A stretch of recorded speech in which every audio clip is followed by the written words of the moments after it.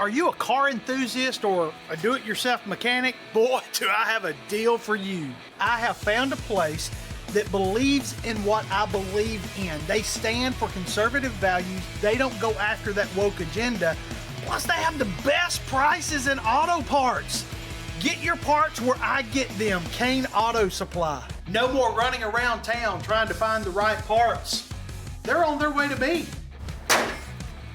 Why wait? Get your auto parts shipped directly to you, fastest and the best prices. Kane Auto Supply, a proud sponsor of the Get Over It podcast. I don't want to sound negative. I want this to be a positive. But any artist who's coming up, realize it's going to end. You've got a limited amount of time to make the most of what you're doing. Make the most of it. Make the most of every opportunity that comes along. Enjoy the people you get to work with, and those you don't enjoy getting to work with it, make your way through it, and make them think you enjoyed it. You know, you don't want to piss people off. Yeah. There's no reason for that. Enjoy the heck out of it, make the most of it. Whatever you gain and are able to achieve in it, make sure you use it for good things.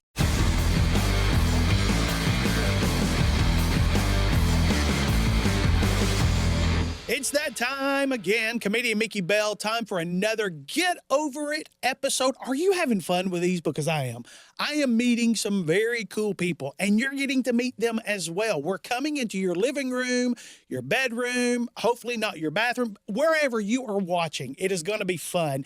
And today I get to talk to someone very special. But before we do, you know, I ask you to do this because it really does help us. Can you leave us a review wherever you're listening or watching this episode right now? Could you take time to leave us a review or share it with someone? Get someone knowing about this show and how we are helping people overcome major obstacles and setbacks in their life so they can learn how to become successful. Come on, you can do this. And I hope that you are encouraged by the people we're bringing on today. I'm so excited. Oh, it's so good. I've got a guy coming on that you're going to recognize his name. You're going to recognize his music.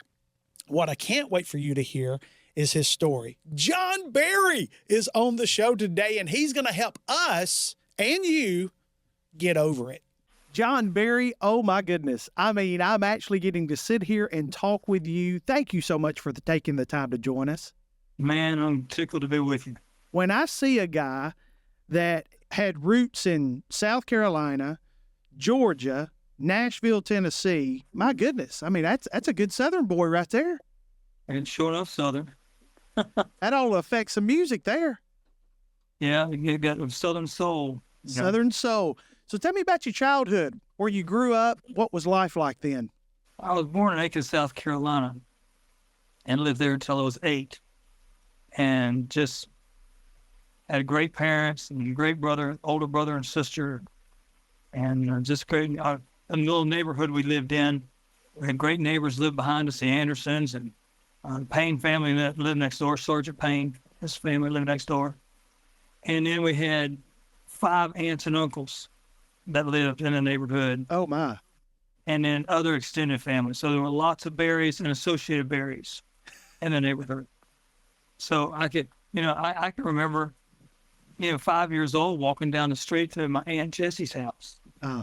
And then down the hill from us, Mama Tim, my Aunt Jessie's mama, lived there, and she died at 92.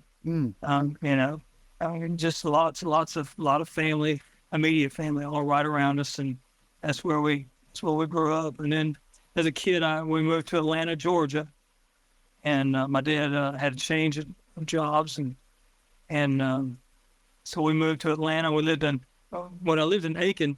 My cousin, Don, my favorite cousin, Don, he lived right behind his grandma, and they moved to Atlanta. Then we ended up following, and we moved in with them while my dad found us a house. So it was like the coolest 6 months of my life, me and my cousin living together in the same house. We lived in the basement, and we roared, we just roared the whole time. That is so cool. So as a kid, were you a part of the group of kids that your mom had to lock you out of the house to play, or you chose to be outside all day? No, they had to track us down. Yeah. When, we're supposed to be home after dark, but seldom do. street lights come on is typically the alarm, That was the alarm, right? Yeah, but typically we didn't get there. That was enjoyable. I mean, all the stuff we could get into on our bicycles and our imaginations, man, it was just a wonderful time. I remember I had a friend, my best friend Sam, who lived down the street. We had a big rain come. I mean, big rain. And the creek back behind his house and it went down behind the houses across the street from me was crazy flooded. So we were rafting. I mean, we were like 10, and we're dragging that raft through bushes. We destroyed it, of course. But, nowadays, I'd be grabbing my kid up by his shirt collar and say, what the heck do you think you're doing, boy? Yeah, the things that we wouldn't let our kids do that we thought we were cool doing back in the day. Oh, yeah. When you were in school, was sports involved in your life any? Big time. When I was in elementary school, my PE teacher, Mrs. Holt, was a Olympic cross-country runner. Oh, wow. And she saw how much I loved to run. So she'd show me and she'd train me and stuff during lunch and PE and taught me about breathing. And I ended up being a cross-country runner. Started at high school with all the same kids. I was on the cross-country team. And I ran 10 meets. I missed the first meet, but I ran the next 10. And I won all of them. And then I went to the county meet, which included all ages in high school. Yeah. And I came in fourth with a favor of 103. My goodness. Don't be talking about my parents' parenting issues. For letting me run a county meet with a favor of 103. Yeah. But I loved running. I was going to make a career of running. I was into it big time. I was a really fast kid. And over Thanksgiving break, unexpectedly, we moved. I mean, I said goodbye to all my friends the day before Thanksgiving, came back to school Monday, and they came back to school Monday, and I wasn't there. Oh, my. We were gone. The John Barry Disappearing Act. Yeah. And wasn't like you had social media back then. Yeah, you couldn't connect. And so I ended up going to a different school, the other side of the county, and the last thing I wanted to do was run cross country. And I'd been playing guitar about 6 months at that point, and that's my direction right there. So when you found the guitar, who were you listening to at that time? John Denver was my biggest influence. In 9th grade or so, 10th grade, I took a guitar class, and there was a guy in that class who loved Cat Stevens. Turned me on to Cat, and I was like, oh my gosh, he's awesome. So that acoustic rock kind of thing, I really loved. And the crazy, funny thing is before I started playing guitar, my favorite kind of music was the shy lights and the stylistics and the dramatics. Okay. That Philly soul sound. Uh-huh. These 3, 4, 5 black guys all wearing the same suits, doing the steps, singing harmonies like nobody business. Man, that killed me. Yeah. Have you seen her? Tell me, have you seen her? I mean, just to die for. And also I discovered the Neil Young Harvest album. Fabulous, fabulous record. And my musical, you try and peg it. You can't. You can't do it. You can't peg it. So when you started singing, did you say, okay, I want to try to emulate what I'm listening to, or how did you find your original sound that was going to be what people would love about John Barry? I guess I just goofed around enough and started singing some songs people liked, A happy accident. Yeah. So, yeah, that's about it. Yeah, I mean, speaking of accidents, I had a motorcycle wreck in 1981 and broke both my legs and my left hip. And I couldn't go back to the work I was doing and working in an assembly plant. But I could sit on a stool and play the guitar. So that's how I got in the music business full time. Wow. So it took an accident to put you on a stool. Yeah. That is so cool. So cool. So when we talk about country music, one of the biggest hot topic button issues, I guess, that we could talk about is just what people consider country and what's not country, and old country and new country. If you were talking to a country artist today, what kind of advice would you give them as far as what direction to go into? As far as direction, I have to know what they're doing, you know. But the biggest thing is sing your heart, you know. You know, what works for you, what you love, what talks to you. It talks to you to probably talk to others, you know. Is that kind of what has pegged you as far as what you've been doing, as far as what you record? It's got to speak to you first. Yeah, Chuck Howard, who produced all my early records years ago, before we did my first album with him, he said, choose songs you love. He said, the minute you choose a song the label wants you to do, or your wife wants you to do it, or somebody else, but you're not into it, that'll be the biggest hit you ever have. You'll be stuck singing this record the rest of your life. That's the last thing you want. Yeah. So tell me about the first time you heard Your Love Amazes Me. We were in a car going back to Athens, Georgia to go home. We've been in Nashville for hunting songs with Herky Williams, who worked with me at Capitol, and with Chuck Howard. We're listening to all these different writers and stuff. And we're taking all these CDs home. We're driving down the road and driving down south on 24, east on 24, I guess it is, going towards Chattanooga, and we're listening to CDs and cassette tapes at that time. And we heard Your Love Amazes Me. And I said, well, I'll take that one. And I'll take that. I called Herky, and when I got home, I called Herky, who didn't have cell phones. And he said, he checked on that, he put a hold on it. Well, he called me back a few days later, and Tanya Tucker had already put a hold on Your Love Amazes Me. So I said, well, try and get a second for me, which he did. And Tanya was on Capitol at the same time I was. And she finished her album and turned it in completed, and Your Love Amazes Me was not on it.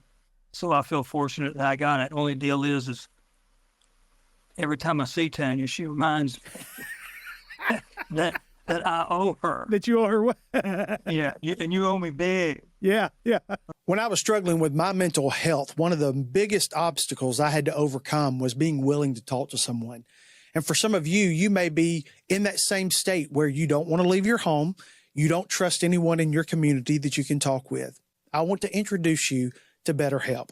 They have licensed therapists that is able to take you and actually talk to you via Zoom, so you can do it from the comfort of your own home. These are licensed therapists. You can talk about faith, or you can not talk about faith. It doesn't matter. They're going to have something specific just for you. If you would like to receive a 10% discount for your first initial call, all you got to do is check out BetterHelp in the show notes below. So when you recorded it, it got released.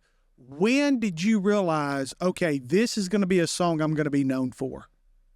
I knew it before I recorded it. Okay.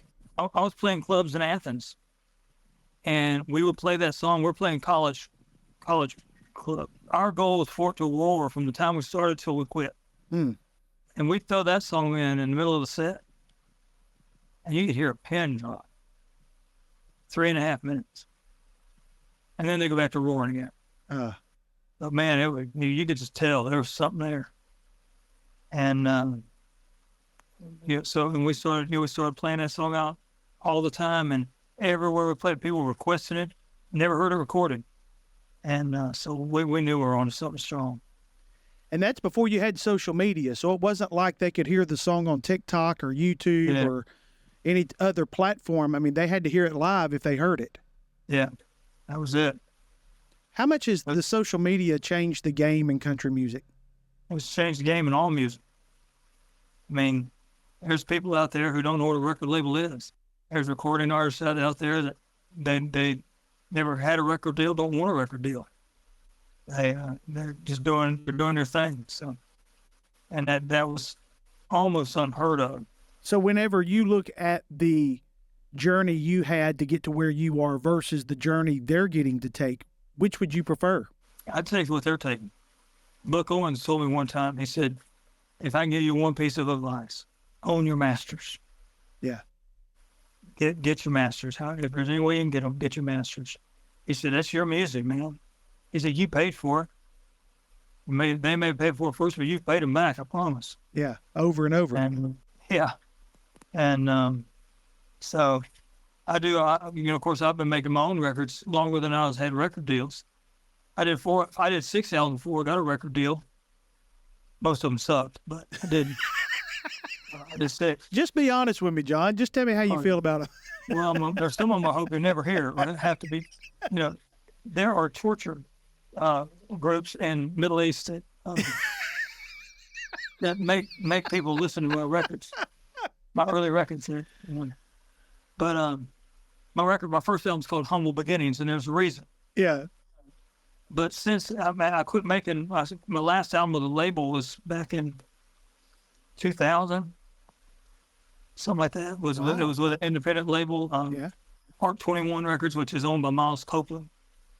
It's no longer around. But, my last major label deal was with Lyric Street Records back in 1999. So it's been a few minutes, and so I've done 6 or 7 albums on labels, and I've done another 20 since then. So owning those masters. We cut some pretty good records too. So what's happening today for John Berry? So the John Berry fans getting to see you in concerts and getting to enjoy your music. Yeah, we're out. Matter of fact, we're leaving today. Go up to Michigan for 4 shows. Just some small venue shows. My wife and I, and my wife's a lovely singer. She's a lovely person, and she can really sing. And we do a little. I've been doing a Songs and Stories tour since 2006, and that's what's called Songs and Stories. And basically, I tell stories about why I wrote songs or where I found them. And Robin's along with me on this, so she's telling stories probably she shouldn't be telling. But it's hard to keep her quiet sometimes. Yeah. But she's a great singer, and she adds a lot to what I do, and she makes it a lot more interesting. So, we're doing that in Michigan this week, and got some other things coming up in September and October, and we're gearing up for Christmas tour. This is our 28th year going out and doing a Christmas tour. You are known for your Christmas tours. People just love John Berry's Christmas. Well, I appreciate that. It's been a real blessing to get to go and share music that means more to me than any other music I do. And to get to share music about Jesus being born, come on. Yeah. And we have a lot of fun with it, and we've done a lot of the same cities for many years, but Macon, Georgia, this will be our 28th year playing in Macon. Wow. 27th year in the same venue. We had to skip the Grand Opera House in Macon during COVID because of distancing restrictions.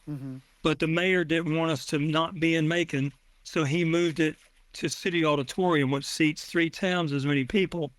So instead of a 1,500 seat venue that was sold out, we're at a 4,500 seat venue with people spread out. Yes, spread out. So everyone was 6 feet apart, but you still were able to have the concerts. That's cool. Yeah, and it was great to do it. And granted, it didn't feel the same, but we got it in, and everybody was glad we did. So. Well, it was much better than sitting outside on a stage with people sitting in their cars honking because they like what they're hearing.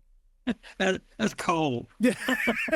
Try doing that as a comedian, where you're standing on stage telling jokes, and the people are responding not with laughter, but with their horns honking. And you don't know if that's a good or bad thing. You don't know. You just have to assume. Now, you told me before we actually started recording you're done with songwriting. Oh, man. I want you to tell me. I want you to tell the people why you're done with songwriting. I have written some songs since, but it's like pulling teeth. But I wrote a song called The Richest Man. It's on an album, a little independent record I did.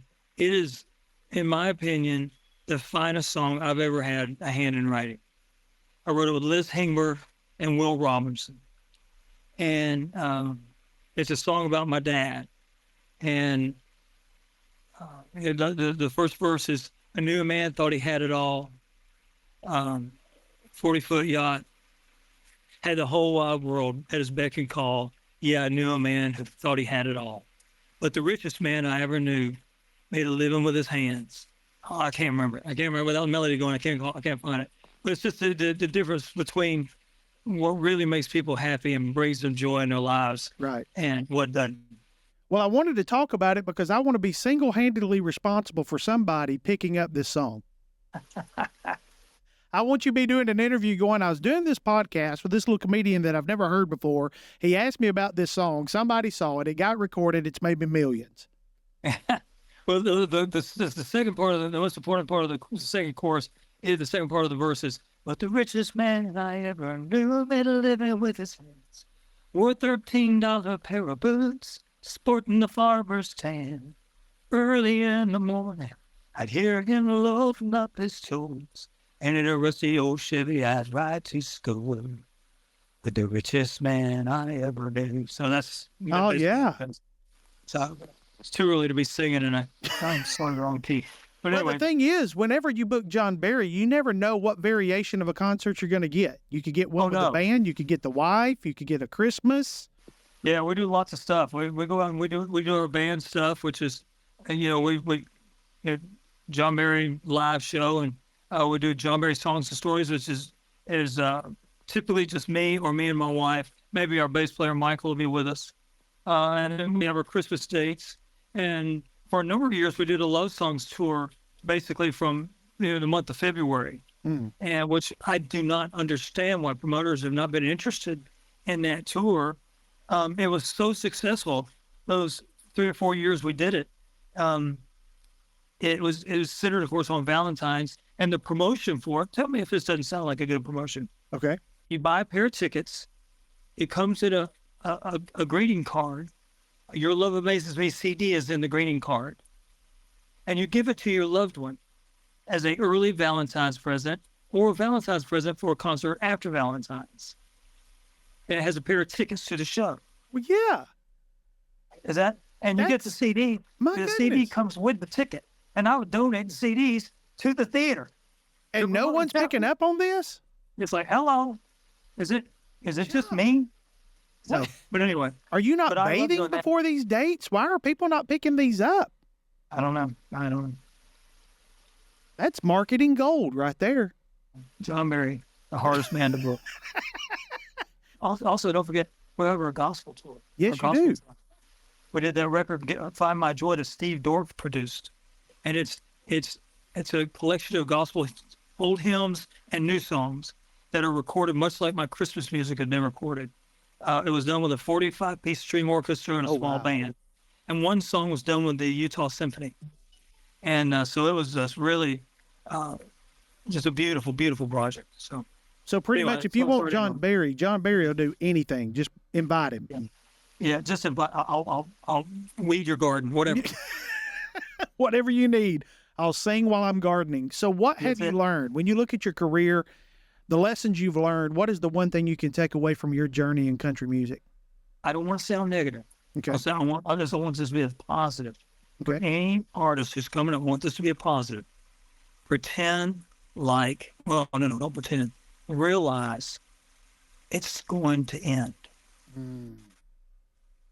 You've got a limited amount of time to make the most of what you're doing.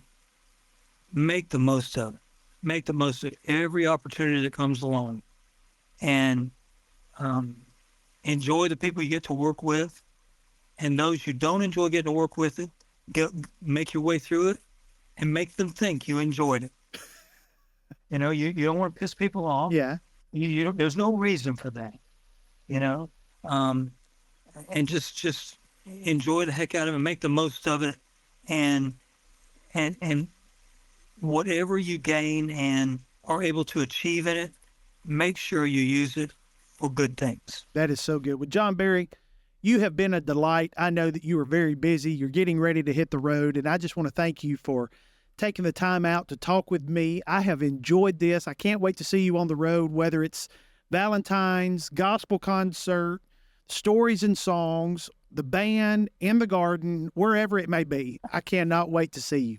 Well, I'd love to have a chance to have you come out and see us, or shoot, man, I'll be an opening act. I ain't real funny. Listen, but I can sing some songs for you. I'll open up for you right before the stories and songs. Let me loosen up the crowd a little bit. Anything to do with John Barry, I'll be all game. Come on, let's go. I love it. John Barry, thank you so much. If you want more information about John Barry, we're going to put all of his information, his touring dates. You can find that in the show description below. John, thank you so much. It was a treat to be with you. You're a real joy to talk to. Thank you so much, sir. And a funny guy. Well, that's good because I get paid for that part of it. Thank you, pal.